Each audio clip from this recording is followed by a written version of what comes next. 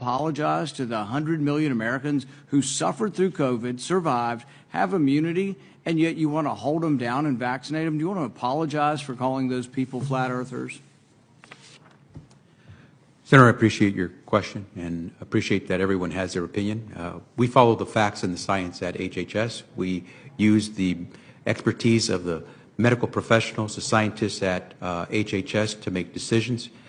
It's a team effort, and we rely on what is on the ground showing us results. Except for the dozens and dozens of studies. In fact, most, if not all of the studies show robust immunity from getting the disease naturally. The CDC says if you've had measles and have immunity, you don't have to be vaccinated. The same was true of smallpox.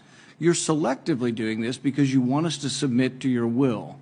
You have no scientific background, no scientific degrees, and yet you aren't really concerned about 100 million Americans who had the disease. You just want to tell us, do as you're told. That's what you're telling us. You want to mandate this on all of us. You're going to tell us if I have 100 employees, you're going to put me out of business with a $700,000 fine if I don't obey what you think is a science. Don't you understand that it's presumptuous for you to be in charge of all the science? Have you ever heard of a second opinion? I can't go to my doctor and ask my doctor's opinion.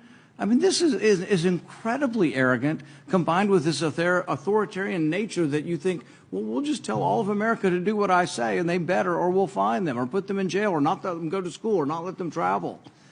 The science is against you on this. The science is clear. Naturally acquired immunity is as good as a vaccine. The Israel study actually showing it better.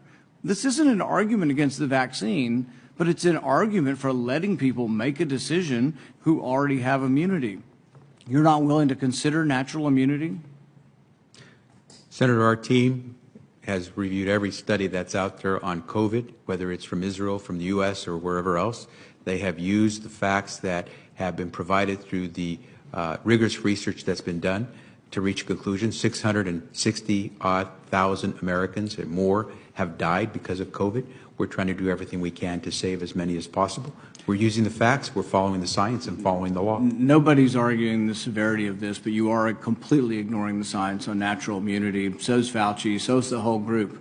You're just ignoring it because you want submission. You want everybody just to submit to your will, do as you're told, despite the evidence, the large body of scientific evidence that says naturally acquired immunity does work, is an important part of how we're all going to recover from this. So's the vaccine.